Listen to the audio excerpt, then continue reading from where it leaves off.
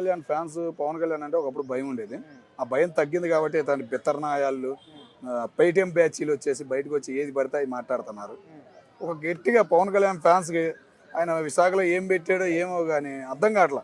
కూటమితో 15 ఏళ్ళు కలిసి ఉండాలని చెప్పాడా, ఏం చెప్పాడు అర్థం కావట్లా. చాలా కామ్గా ఉంటున్నారు. ఇట్లాంటి ఎదవలు మాట్లాడినా, అటు వైసీపీ ఎదవలు మాట్లాడినా కానీ, పేటీఎం బ్యాచ్ మాట్లాడినా కానీ చాలా సైలెంట్గా ఉంటున్నారు. ఇప్పటికైనా బయటికి రావాలి. ఏంది ప్రతి ఒక్కడికి చిలకన అయినట్టు చులకన మాటలు మాట్లాడుతుంది. ఏందో అర్థం కావట్లా. గట్టిగా స్పందించాలి పవన్ కళ్యాణ్ ఫ్యాన్స్ని కోరుకుంటున్నాను. ఏంది దెబ్బ అనేది ఏందనేది ఒకప్పుడు సినిమా అప్పుడు మనం ఎట్లా కొట్టుకునే వాళ్ళం, బాలకృష్ణ ఫ్యాన్స్ కానీ పవన్ కళ్యాణ్ ఫ్యాన్స్ కానీ ఎలా కొట్టుకునే వాళ్ళం. ఆ దెబ్బలు అనేవి ఇలా చూపించలేకపోతున్నాం అని బాధేస్తుంది. ఆ దెబ్బలు ఎదవలకు చూపించామనుకో ఏందిరా నొప్పి అనేది తెలిసిద్దని నా బాధ. అన్న ఇప్పుడు కామెడీ పండించాలి అంటే చాలా రీజన్స్ ఉంటాయి, చాలా ఎగ్జాంపుల్స్ ఉంటాయి. కానీ నా ఫ్యామిలీని తీసుకొని పర్సనల్ లైఫ్లోకి వెళ్ళిపోయి డివోర్స్ అని చెప్పేసి డివోర్స్ గురించి తెలుసుకోవాలంటే ఆయనకే ఫోన్ చేయాలి, పిల్లల్ని గాలి కొదిలేశాడు. సో ఇట్లా మాట్లాడడం ఎంతవరకు కరెక్ట్? ఈ మధ్యకాలంలో అసెంబ్లీ సాక్షిగా కొంతమంది పనికిమాలిన బూతులు మంత్రులు ఫ్యామిలీ వ్యవహారాలు ఎత్తుతున్నారు. ఆ ఎదవల్ని చూసి కొంతమంది పేటీఎం బ్యాచ్ తయారయ్యారు. ఇలాంటి పేటీఎం బ్యాచ్ ఏం తెలుసని మాట్లాడుతున్నాడు. విడాకులు ఎలా తీసుకోవాలో అది ఆయన నేర్పాలంట. చూపిస్తాం రారు నాయన. పవన్ కళ్యాణ్ ఫ్యాన్స్ దగ్గరికి వచ్చామంటే నీకు విడాకులు తీసుకోవడం నేర్పిస్తారు, అన్నీ నేర్పిస్తారు. నీకు A to Z నేర్పిస్తారా నాయన. నీకు పూర్తిగా తెలియక మాట్లాడుతున్నావా, తెలిసి మాట్లాడుతున్నావా మాకు అర్థం కావట్లేదు. నువ్వు కొద్దిగా తగ్గి మాట్లాడితే బాగుండేది.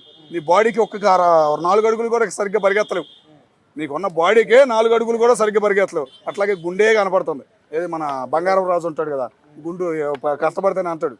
ఇది లలిత జ్యువెలరీ ఉండారు కదా బంగారం రాజు, సేమ్ అట్టగా ఉండడు. ఆ గుండె మీద టక్కున ఒక్కడు బీగారు అనుకో, ఒక్కడికి కూడా ముందు అటు ఇటు వేయలేదు.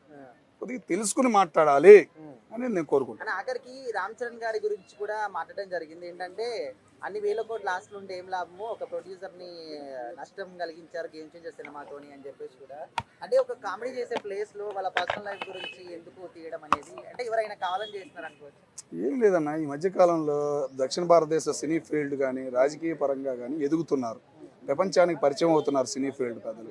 ఇలాంటి పలికిమాలని ఎదవల్ని మరి ఆళ్ళు దోలుతున్నారా ఏందో అర్థం కావట్లేదు. కానీ ప్రతి ఒక్కడు సినీ ఫీల్డ్ మీద పడి ఎడుతున్నాడు. ఇటు రాజకీయం కొద్దిగా అభివృద్ధి చేస్తుందంటే అభివృద్ధి మీద పడి ఎడుతున్నారు. ₹1 సంపాదించుకుని వాళ్ళకి బాధగా ఉన్నట్టు ఉంటుంది, ₹1 పెట్టినా కూడా బాధగా ఉన్నట్టు ఉంటుంది. ఏమి తెలియని ఎదవలా మరి తెలిసి వాళ్ళ వెనకమాల ఉన్న పనికిమాలిన సైకోలు ఏమైనా చేపిస్తున్నారా ఏందనేది అర్థం కావట్లేదు. గట్టిగా వార్నింగ్ అనేది ఇవ్వాలి.